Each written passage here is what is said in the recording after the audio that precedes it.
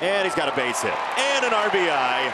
It's 11-0, still in the third.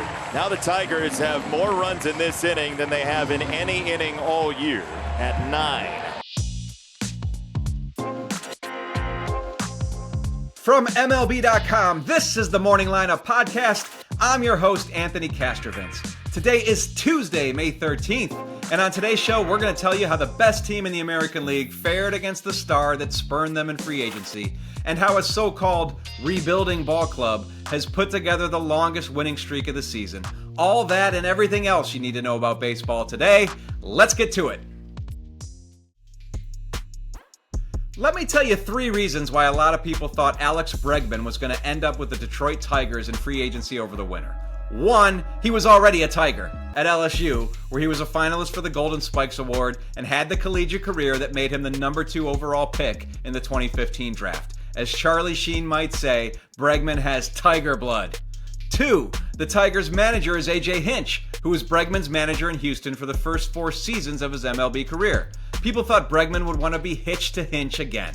And 3, the most important part, the Tigers offered Bregman more money than anybody else. Reportedly 6 years, $171.5 million, a larger guarantee, albeit not a larger average annual value than the 3-year, $120 million deal he took with Boston.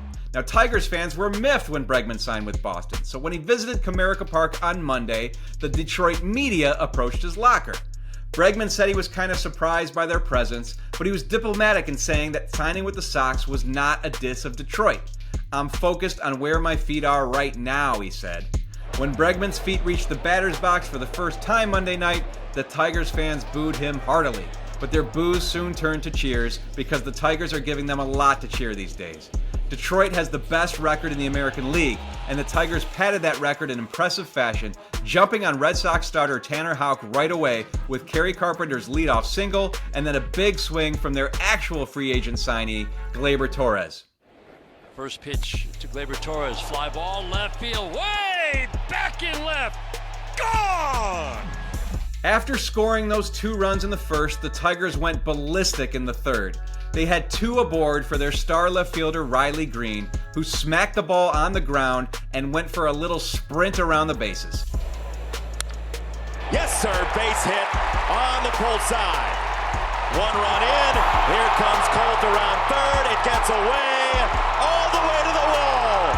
Riley Green on the carousel, on the way home, he's there! With Green scoring that Little League homer off the Wilyer Abreu error, the Tigers broke the game open, and that was part of a 9-run inning that knocked Houck out of the game. The runs kept coming late, and the Tigers walloped the Sox 14-2 to improve to 27-15, a half game behind the Dodgers for best record in baseball.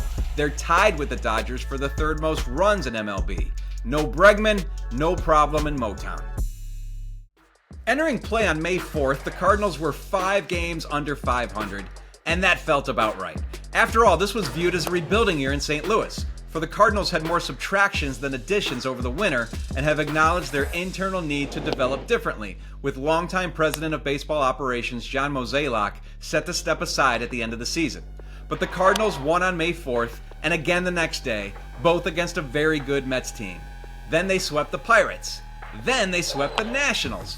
Suddenly, the Cardinals entered Monday riding an 8-game winning streak, tying the Dodgers' season-opening stretch and the idle Twins' current run for longest winning streak of the MLB season. The St. Louis Surge was on the line in Philly on Monday night. Matthew Liberatore, a 25-year-old lefty who has emerged as the Cards' most valuable starter, delivered 5 1/3 strong innings against that dangerous Phillies lineup, and the score stood 2-2 in the top of the 7th, when Cardinals shortstop Mason Wynn, who had struggled mightily against lefties so far this season, was up to bat against Matt Strahm and solved his southpaw slump. High fly ball deep left. Back goes Kepler. He's at the wall. It is gone. A home run for Mason Wynn. A big blast for Wynn, and all the Cardinals do is win. Their bullpen preserved the 3-2 lead, and the Cardinals became the first team to win 9 in a row this season. When the streak started, they were 6.5 games back of the first-place Cubs. Now the Cubs had to defeat the Marlins on Monday night just to maintain a slim 1-game lead on a surprise St. Louis squad that seems intent on skipping the painful losing that usually comes with rebuilding. Coming up, the Braves are inching closer to getting their MVP back, and the D-backs have an early MVP candidate. That's after the break. Every win is a big win for a Braves team that began the season 0-7. And the Braves won on Monday against the Nationals with the recently added Alex Verdugo delivering the game-winning hit in the bottom of the ninth. Payoff pitch. Ground ball up the middle. Here comes Eli White, and the Cardiac Kids find a way. Before that 4-3 win over the Nats, the Braves announced that Ronald Acuna Jr. will begin a rehab stint in his return from ACL surgery when the Braves' Florida Complex League team plays tonight. Because Acuna hasn't played in an MLB game since last May 26th, he'll need a good number of reps before he's ready to be activated, but his rehab assignment will end by June 1st. Meanwhile, Spencer Strider, nursing a hamstring issue, will throw a simulated game Wednesday and could be activated soon thereafter. So with the Braves just a game below 500 and some big names coming back, it ain't over in Atlanta. Elsewhere in MLB, Corbin Carroll was doing work for the D-backs Monday night. And he blasts this one deep to center. Jung-Hoo Lee all the way to the wall, and it's gone! Corbin Carroll, that's 2 off Verlander, and a 2-0 Diamondback lead. Carroll's 2 solo swats off future Hall of Famer Justin Verlander were difference makers in the Snakes' 2-1 win over the Giants. Carroll is on fire with 13 homers among his 26 extra base hits and 965 OPS. Meanwhile, Verlander remains winless for San Francisco. Yankees center fielder Trent Grisham also had a 2-homer game, continuing his career-best start to the season in New York's 11-5 victory over the Mariners. Grisham now has 12 homers, already just 5 shy of his career high that he set with the Padres back in 2022. But there was a scary moment for the Yanks in the 9th inning when Oswaldo Cabrera suffered a serious leg injury while sliding into home on a sacrifice fly and had to leave in an ambulance. Padres closer Robert Suarez had given up 1 run all season and had a 5-3 lead to protect in the 9th inning in San Diego. But the Angels rallied to tie the game, and then they had the bases loaded for Taylor Ward. And he hits one in the air, it's deep to left. Moving after it is Lockridge. He's in the corner at the wall. It's good! A grand slam! Taylor Ward with the big blow in the top of the 9th. Ward's go-ahead granny stunned San Diego and sent the Angels to a 9-5 win.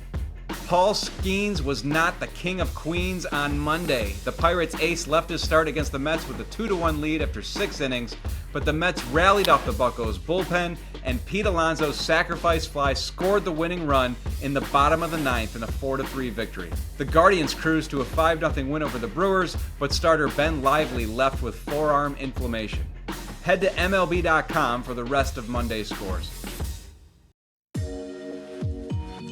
Coming up tonight, the Twins put their 8-game winning streak on the line when they visit the Orioles for the opener of a 3-game series. Simeon Woods Richardson gets the start for the Twins opposite the Orioles' Cade Povich for the 6:35 p.m. Eastern Time game on MLB.tv.